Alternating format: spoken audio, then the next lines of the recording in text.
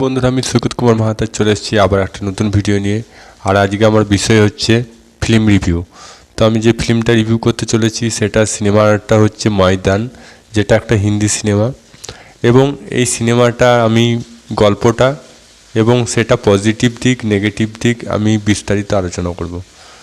তো ফিল্মের পজিটিভ যেটা জিনিস দেখলাম সেটা হচ্ছে এটা একটা স্পোর্টস ড্রামা ফিল্ম। যারা ফুটবল খেলা পছন্দ করে তাদের জন্য এই ফিল্মটা বিশেষ করে। আর যারা পছন্দ করে না তারা যদি এই ফিল্মটা দেখে আমি অবশ্যই বলবো তারা এই ফিল্মটা পছন্দ করবে। তো প্রথমে আমরা দেখতে পাই তিনটে লোকেশনের সিনারিও দেখতে পাই। একটা হচ্ছে কলকাতা, একটা হচ্ছে মুম্বাই, আর একটা হচ্ছে হায়দ্রাবাদ। তো হায়দ্রাবাদের থেকে আসা একজন কোচ যার নাম শায়েদ আব্দুর রহিম, যে ভারতে 1950 থেকে 60 দশকে ভারতীয় দলে কোচ ছিলেন এবং ভারতকে অনেক আন্তর্জাতিক ম্যাচ জেতাতে সাহায্য করে। এবং তার বায়োপিক নিয়ে এই সিনেমাটা। তো একটা হচ্ছে স্পোর্টস নিয়ে ফিল্ম, দ্বিতীয় হচ্ছে বায়োপিক।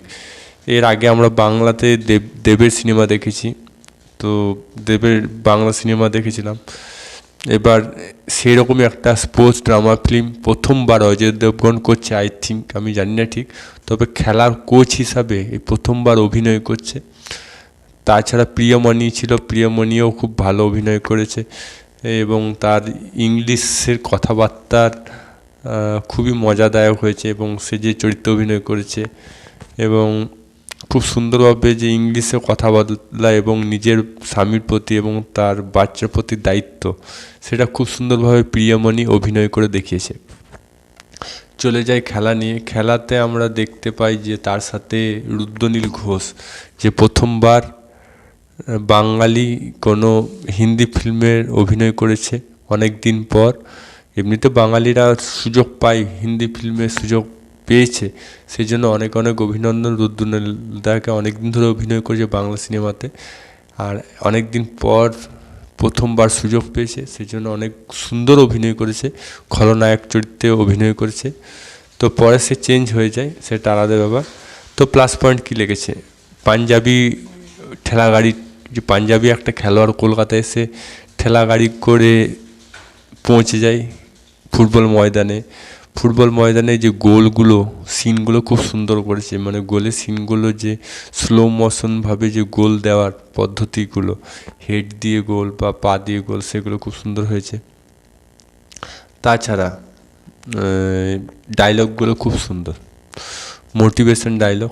অজয় দেবগন এমনিতে ডায়লগ ভালোই বলে আস্তে আস্তে, এবং যে ডায়লগগুলো দেয়, এতবার হেরে যাওয়ার পর তার মনের জোর, এটা খুব ভালো লেগেছে, খুবই ভালো। আমি বলবো সবাইকে যে এই ফিল্মটা দেখার জন্য। আর ইমোশনাল সিন প্রচুর আছে, যে তার একটা মহামারী রোগ ধরা পড়ে, মহামারী রোগ হওয়া সত্ত্বেও সে তার কোচিং কেরিয়ার চালিয়ে যায় এবং দলকে জয়লাভ করতে সাহায্য করে। সে মৃত্যু মুখে থাকা সত্ত্বেও দেশকে মানে জয়লাভের জন্য যে লড়াই, এবং যে অনেক জায়গা থেকে রাস্তাতে অনেক কিছু প্রতিভা লুকিয়ে আছে, সেগুলো খুঁজে বের করে তাকে প্রতিষ্ঠিত খেলোয়াড় তৈরি করা, বলার কিছু নেই। লাজবাব ফিল্ম, মানে বলে বোঝাতে পারবো না, এত সুন্দর ফিল্ম, স্পোর্টস ড্রামা ফিল্ম। এটা অজয় দেবগন যে ভালো অভিনেতা সে বারবার প্রমাণ করছে, কোনো সন্দেহ নেই। আমি বলবো, আপনাদেরকে সাজেস্ট করব এই ফিল্মটা অবশ্যই দেখুন সিনেমা হলে। আর আপনাদের মতামত যদি কিছু জানার থাকে তো কমেন্ট বক্সে লিখে জানান আপনাদের মতামত। আপনারা যদি ভিডিওটা ভালো লাগে তো লাইক করুন, আর চ্যানেল নতুন তাহলে সাবস্ক্রাইব অল বাটনটি প্রেস করুন। আবার দেখা হবে নতুন কোনো ভিডিও নিয়ে। ততক্ষণ জয় হিন্দ, জয় ভারত, ভালো থাকো, সুস্থ থাকো।